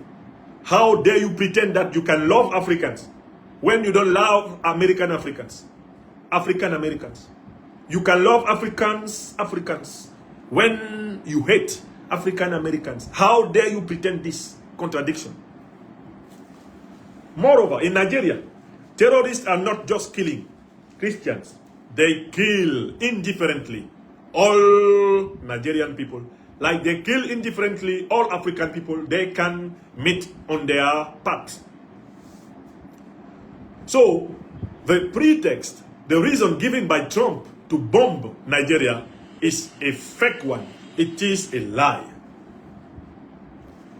In fact, President Trump is interested in Nigerian oil, Nigerian gas, exactly like he is interested in Venezuelan gas. While he pretends that he is fighting against narco traffic in Venezuela, everybody knows that his ambition is to control the gas and oil reserves of Venezuela, which are one of the most important reserves of this world. Everybody knows that it is not to fight against narco traffic that Trump is aggressing Venezuela. So we know that it is not because he loves Nigerian African Christians. No, it is because America is involved in trying to control forever the Nigerian oil and gas resources. Reason number 3, why I don't believe President Trump's pretension to fight against terrorism in Nigeria by bombing Nigeria is that the terrorist organizations themselves have been created by the Western services. The two main terrorist organizations we know are Al-Qaeda, created in the 80s by the American services of the CIA. Mohammed Azam, the creator of Al-Qaeda terrorist organization, is a servant of the CIA. President Trump himself acknowledged that the Daesh, ISIS, Islamic organization has been created by Obama administration. President Donald Trump publicly accused Obama and Clinton administration to being the true creator of the Islamic State. How dare you pretend that you are fighting against Al-Qaeda and Daesh in Africa, while you know, on the other hand, that it is the services of your own country that created them.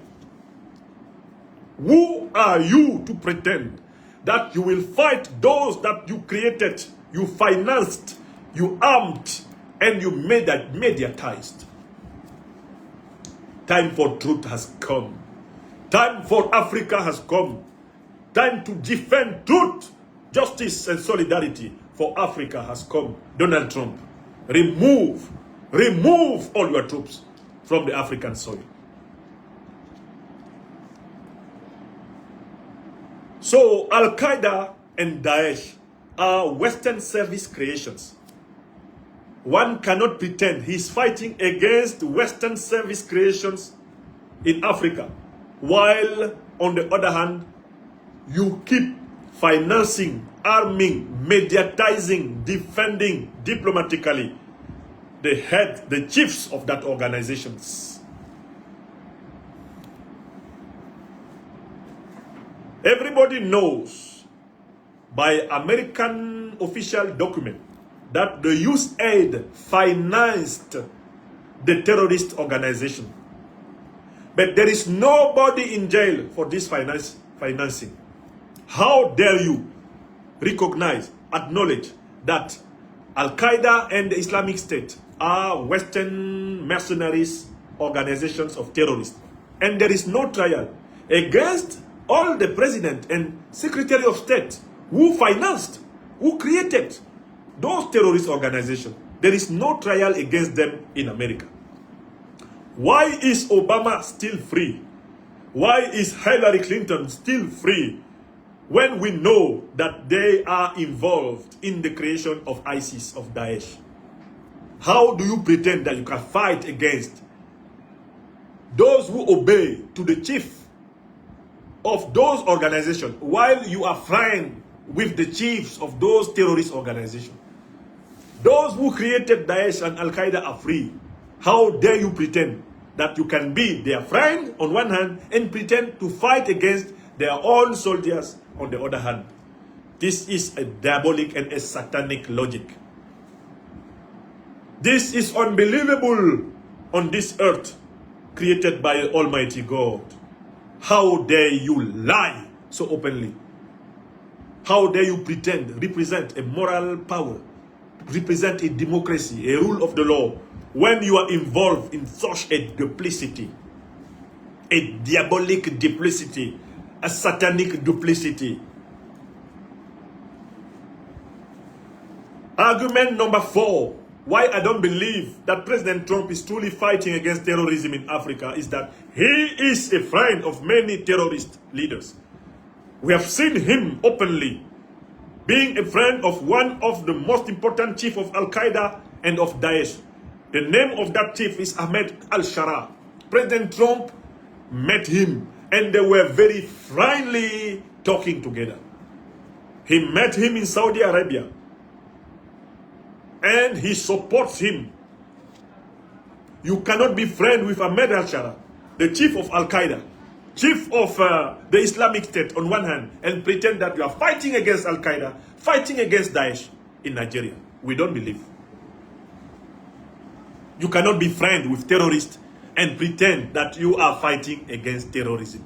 President Trump, let us tell you the truth. And this truth must be known everywhere in America. It must be known everywhere in Africa, everywhere in the world. Your duplicity proves that you are involved, you are in a complicity with terrorist organizations, because those terrorist organizations, by destabilizing Africa, help you to loot African natural resources. And this is the truth. Truth is truth, even if you don't dare consider it. Truth is truth. Truth has not been created by human beings. Truth is a manifestation of the power of God, because truth is God. God manifests himself in our lives by the light of truth. You can't destroy that light. It is the original creating light of the universe. What is truth, Trump. You can't fight against terrorism in Africa and be the friend at the same time of the main chiefs of those terrorist organizations in the Middle East.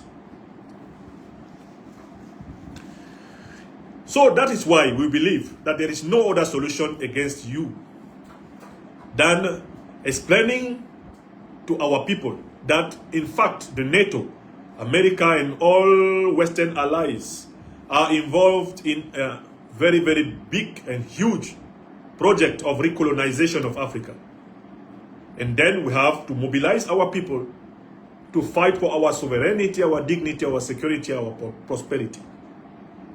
For us, number 2 is we have to build very strong geostrategic alliances with all African and non-African powers who are anti-imperialists like ourselves. For us, number 3 is we have to reinforce, to strengthen the African unity. And strengthening African unity is not possible if we don't put an end to all those regimes who are in fact traitors against Africa, who are working for Western interest against African interest, against African vital interest. And number 4 is for clearly for us, we have to build a strong African-American lobby. We have to explain to our African-American brothers that they don't have to participate to this imperialist plot against Africa, because this imperialist plot against Africa is also against their own interest in America. A weak Africa will make it possible for Africans to continue to be persecuted everywhere, in America, in Europe, in Asia, and in the two big oceans. Sovereignty and peace in Africa means freedom, sovereignty, and peace for Africans on all the continents at the same time. The liberation of Africa is intimately linked with the liberation of each African. Let me say it one more time. The liberation of Africa, African continent, is intimately linked with the liberation of every African. You can't be free, American African, if Africa is not free. You can't be free, European Africans, if Africa is not free. You can't be free, Asian Africans, if Africa is not free. Sovereignty of Africa is a key for our dignity everywhere on this planet. That is why we don't have another choice than to fight. Voilà le résumé de cette affaire en anglais. Et je serai encore plus succinct en langue bassa. A bon ballon yem, a bon ba Africa. Emblena melonge. Mourba sebele Trump en kaleng ningana non Nigeria. En so Nigeria kale en lo som be Christian be Nigeria. Nous le Mourba manola ba enol be Christian in Nigeria. Di menang le bele e mourba sebele Donald Trump ngene l'America ay mour whip ni mour bi tembel. Aye manola ki ba enel ba America ba lo e bisugwe lo le yime rambertel. Mengwe ma hongol manna mama ngundale e mour nono le Trump en lo be jo manola en lo nandik le akonde manola i Africa. Nyule manola i Africa gwer bayel jo i Africa. Wongwe hula bo nyubong le ba konde nip gol kalasin ba nip lingwang gestor so nyule long yes iye long elengwang Africa iye ngwang lebe su mun konsi ye liye Africa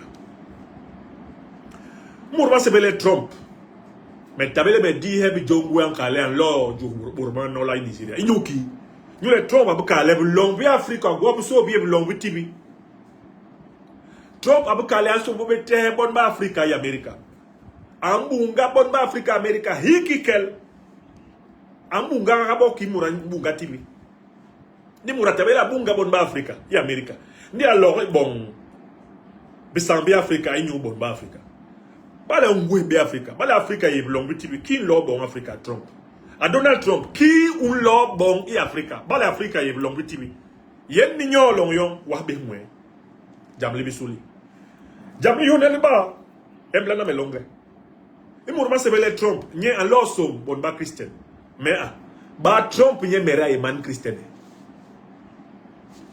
e mour nunu ba sebele Trump be ni hongola ye Christian nge mour jolje ye kere mamma be ma America mo maso bongo bora ki gom isomb bora bandeng munu manjel bolo ye i ayenda minka hikikel inyu ma bongo me mabbe tonka mbe nu banka le jamli Epstein beva mour man Satan le Epstein nu abu kor homa Sodom ni Gomorrah homa bolom ni boraba yena ni binuka bolom ba yena bonge joli Trump liye mukere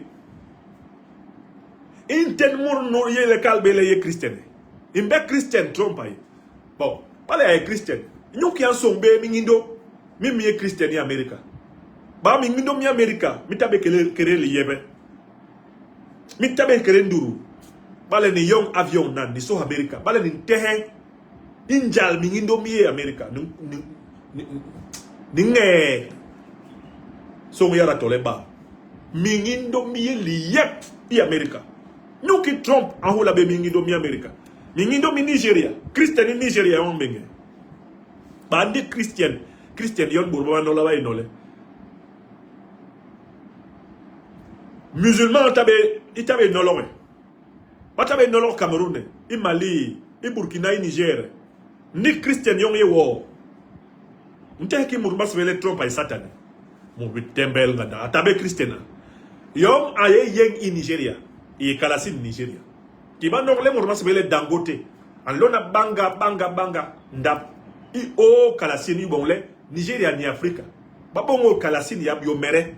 I boni. John Trump an lo hanano. An lo nano lenga Nigeria. I kale.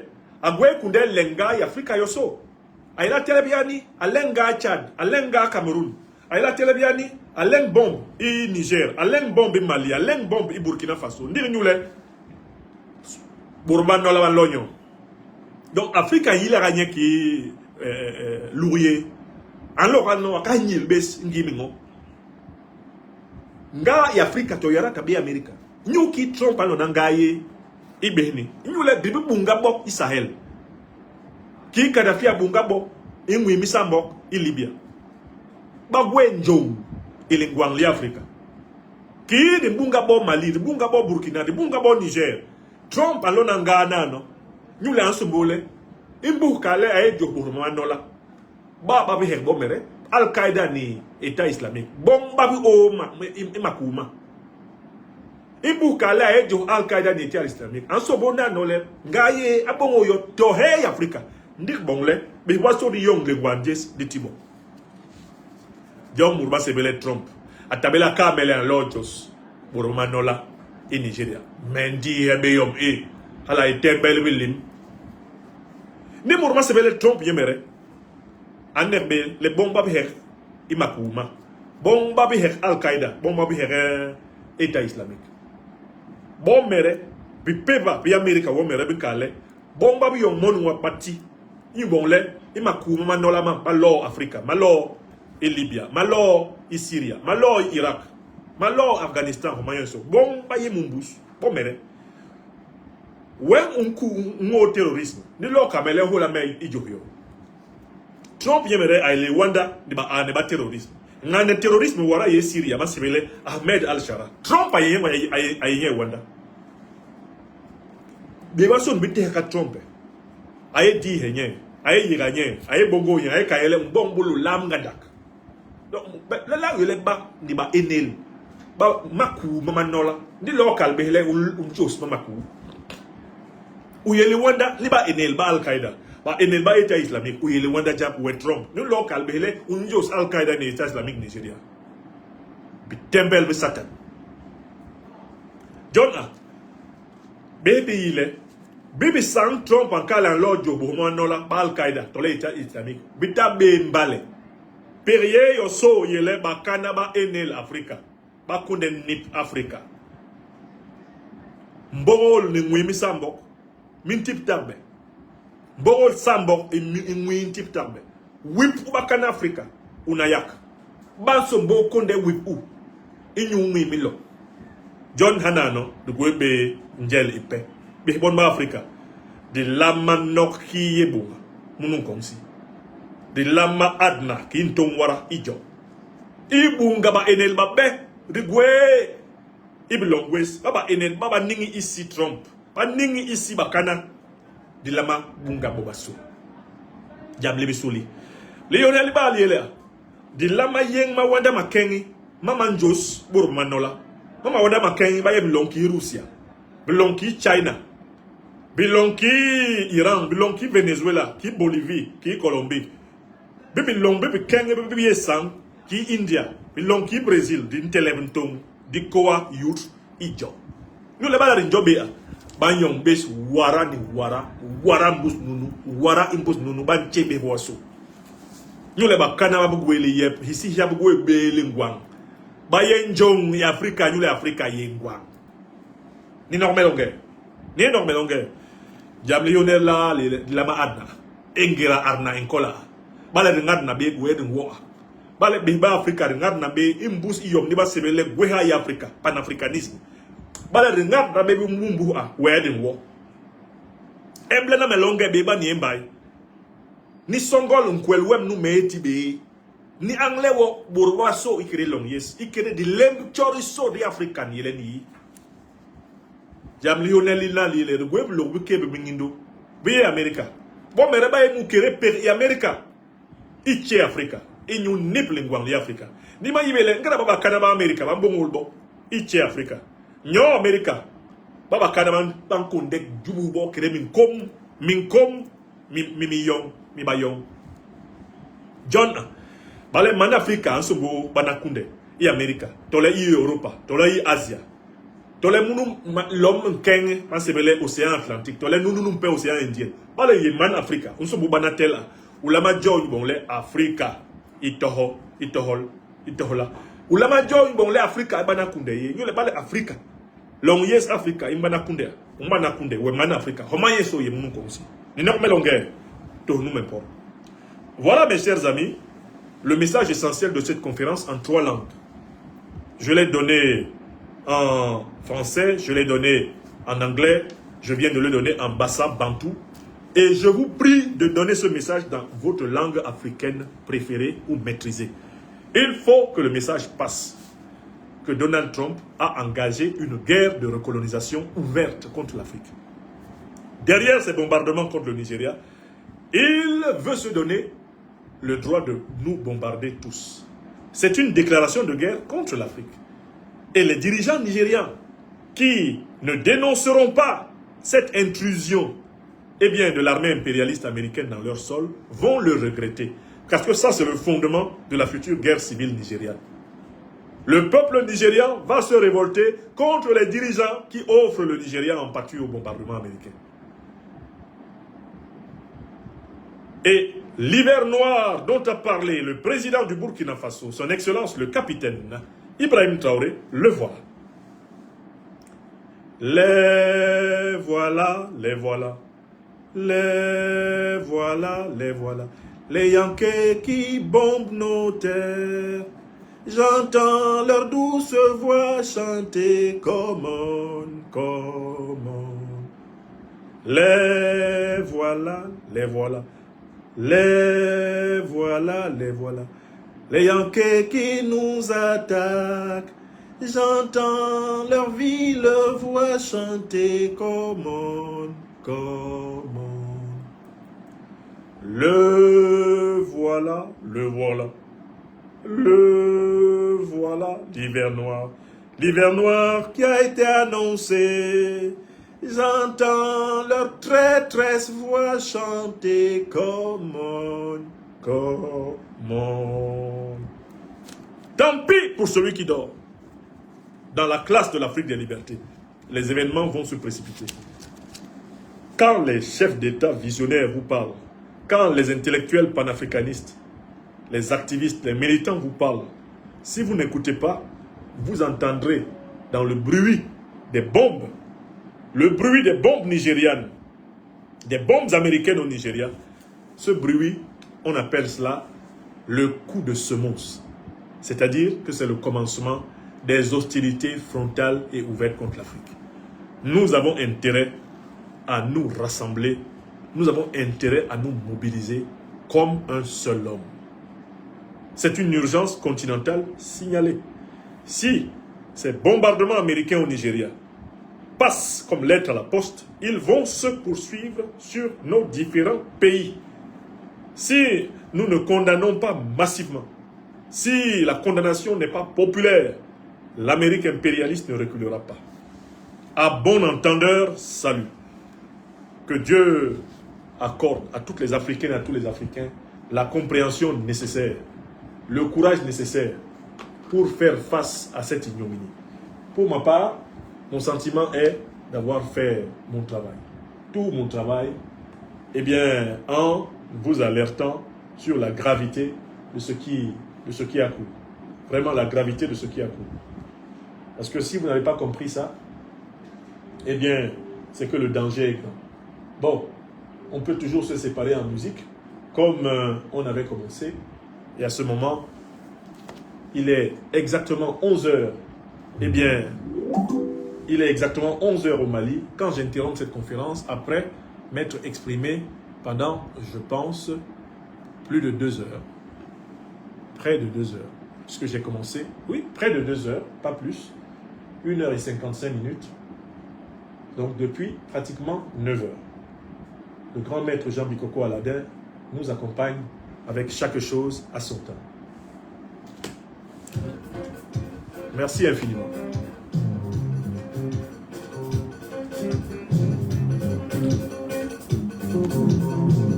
Merci infiniment à celles et ceux qui ont partagé cette émission matinale. Je salue l'ensemble des peuples africains en lutte. Je salue mes camarades du mouvement Génération et Peuple Solidaire de Côte d'Ivoire. Je salue mes camarades du mouvement des Lions et Lions Indomptables de la libération panafricaine du Cameroun. Toutes les formations politiques africaines doivent prendre position par rapport à cette menace, par rapport à cette agression américaine qui est un coup de semonce d'une série d'agressions ouvertes de l'impérialisme occidental programmée contre l'Afrique afin de la piller allègrement et ad vitam aeternam. J'espère que les 4 arguments que j'ai avancés pour démystifier la prétention trumpienne de combattre le terrorisme en Afrique, j'espère que ces arguments, vous les êtes appropriés et vous pouvez les vérifier. Je n'ai rien dit qui ne soit pas prouvé. Je n'ai rien dit qui ne soit pas éprouvé. C'est ma mission. Le service de la vérité et justice des Africains. Soyez bénis et merci d'avoir partagé.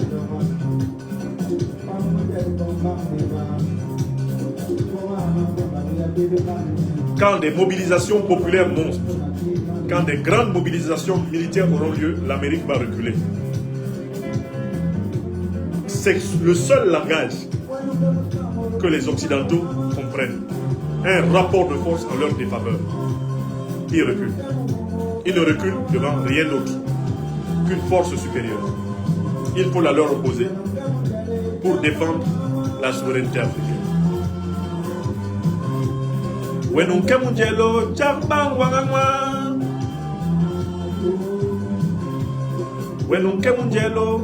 Vous étiez très nombreux, hein?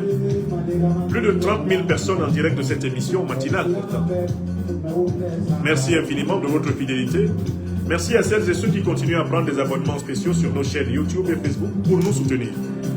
N'oubliez pas la promotion avec Sendwave. Vous pouvez envoyer au Mali, au Cameroun. Vous pouvez envoyer dans les pays suivants par Sendwave, en Guinée-Conakry, au Bénin, au Togo, au Burkina Faso. Vous pouvez envoyer de l'argent à vos proches en utilisant le code promotionnel NYAMSI, N-Y-A-M-S-I.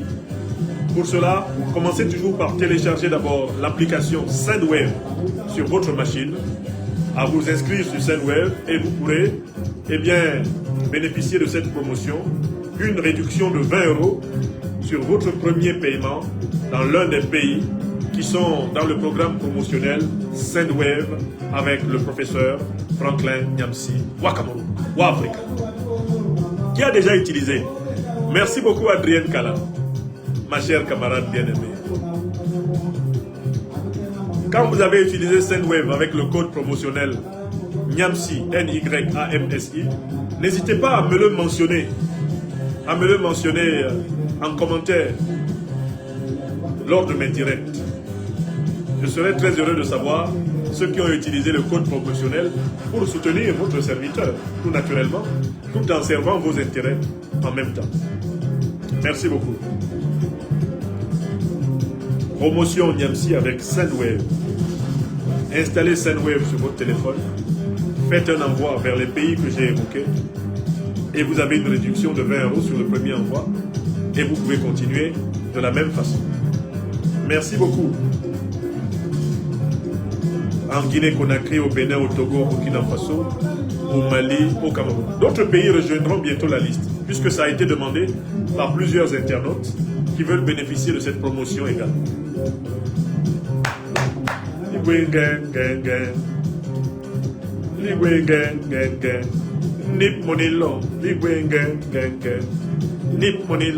Merci beaucoup, ma chère Dorothée Kelly-Nyangono, de participer au programme promotionnel Sendwave, utilisé comme code promotionnel NYAMSI, N-Y-A-M-S-I. Merci beaucoup.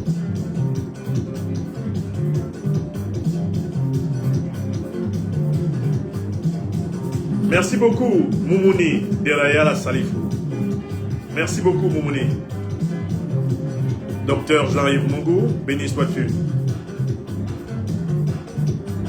Maître Corinne Zanelé Atangan, béni sois-tu, notre SG, intrépide. Commissaire divisionnaire Hélène Esoka au Canada, sois salué avec le camarade Jim Mbele. Déborah Naha, Floris Naha, je pense à vous. Je pense à tous les camarades du mouvement à travers le monde. Soyez bénis.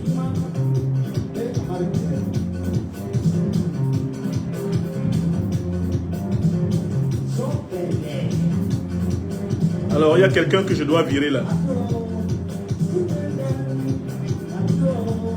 Un imbécile qui prétend être du Togo révolutionnaire et qui n'a en réalité qu'une allure de l'arbre embryonnaire.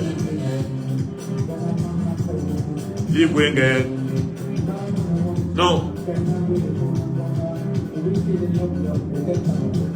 Roma Pandi, merci beaucoup. Zouléa Mara, ma chère camarade, ma soeur bien-aimée, merci infiniment. Boubacar Dabo, je salue bien sûr le Sahel. Je suis toujours à Bamako, au Mali, au cœur de notre peuple sahélien.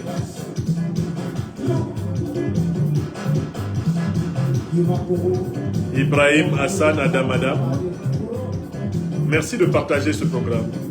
Patricia Digbo, chers camarades, GPS toujours, merci Patricia. Merci pour ta fidélité Patricia. Merci pour tes abonnements récurrents pour soutenir nos chaînes, chère Patricia Digbo, chers camarades. Oh,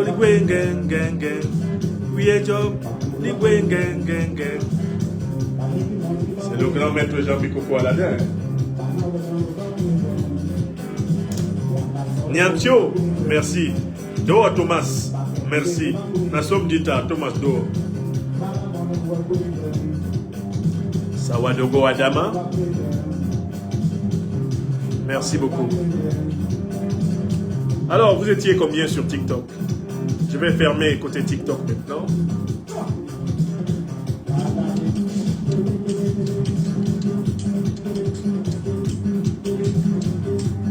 Merci. Eh bien, vous étiez 18 000 en direct sur TikTok. 18 000 spectateurs en direct sur TikTok. Et sur les autres plateformes, vous étiez environ 25 000. Donc, on a frôlé. On a dépassé les 40 000 spectateurs en direct de cette émission aujourd'hui. Merci beaucoup. Ça nous fait une émission avec un bon taux d'alerte.